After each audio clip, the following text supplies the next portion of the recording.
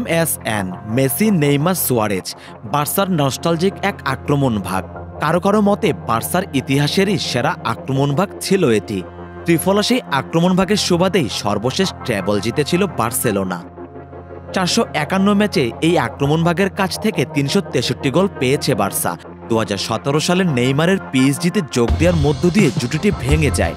তারপর থেকেই এমন একটি আক্রমণ ভাগের প্রত্যাশায় ছিলেন বার্সার সমর্থকেরা। এবার LRY-এর সুবাদে সেই প্রত্যাশা মিটতে শুরু করেছে বার্সেলোনার।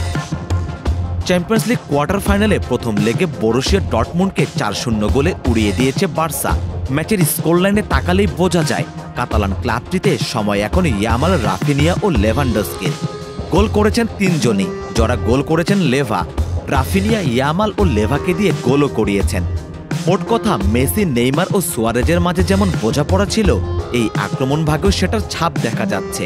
বার্সায় বন্ধুত্ব গড়ে উঠেছিল মেসি, নেইমার ও সুয়ারেজের মাঝে।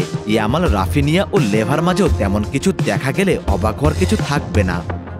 যদিও বয়সের তারতম্য যথেষ্ট, ইয়ামাল 17 বছর বয়সী, লেভার 36 এবং রাফিনিয়ার বয়স 28 বছর, কিন্তু মাঠে তাদের বোঝাপড়া কতটা ভালো সেটা বুঝিয়ে দিচ্ছে পরিসংখ্যান।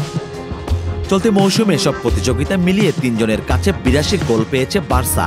লেভার 40 গোল, রাফিনিয়ার 28 এবং ইয়ামালের 14 গোল। 2014-15 মৌসুমে মেসি ও নেইমারের পর রাফিনিয়া এবং লেভাই বার্সার প্রথম দুই সতীর্থ যারা চ্যাম্পিয়ন্স লিগের এক মৌসুমে অন্তত 10টি করে গোল পেয়েছেন। আপাতমস্তক বার্সেলোনা হয়ে উঠেছে ভয়ঙ্কর। হাইল্যান্ড ডিফেন্সের সাথে মধ্যমাঠে ফ্রাঙ্কি ডি ইয়াং, পেদ্রি, ফার্মিন লোপেজদের সৃজনশীলতা, সেই সাথে লামিন ইয়ামাল নামক বিস্ময় বালকের ম্যাজিক, অভিজ্ঞ লেভানডস্কি তো ওয়ার্ল্ড ওয়াইন। আর এই দুয়ের সাথে তাল মিলিয়ে রাফিনিয়া একেবারেই অনবদ্য। এমন কম্প্যাক্ট একটা দল প্রতিপক্ষকে নিয়ে ছেলে খেলা করবে না তো আর কে করবে? লেভানডস্কি এই মৌসুমে 40খানা গোল করে ফেলেছেন। রাফিনিয়ার গোল এবং অ্যাসিস্ট সংখ্যা স্রেফ চ্যাম্পিয়ন্স লিগেই 19টি। যৌথভাবে তিনি বসে আছেন লিওনেল মেসির সাথে। চ্যাম্পিয়ন্স লিগে গোল ও অ্যাসিস্ট মিলিয়ে এগিয়ে আছেন স্রেফ ক্রিস্টিয়ানো রোনালদো। অন্যদিকে বাঁ পায়ের কারিকুরিতে মুগ্ধতা ছড়ানোর পাশাপাশি গোল করতেও মুনশিয়ানা দেখাচ্ছেন 17 বছরের ছোকরা লামিন। আর এই তিনজনের কাছেই তো পরাজয়ের গ্লানি উপহার হিসেবে পেয়েছে সফরকারী ডর্টমুন্ড। মাঝমাঠের নিয়ন্ত্রণ থেকে গোছানো আক্রমণ, সব দিক থেকে বার্সেলোনা ছিল যোজন যোজন এগিয়ে।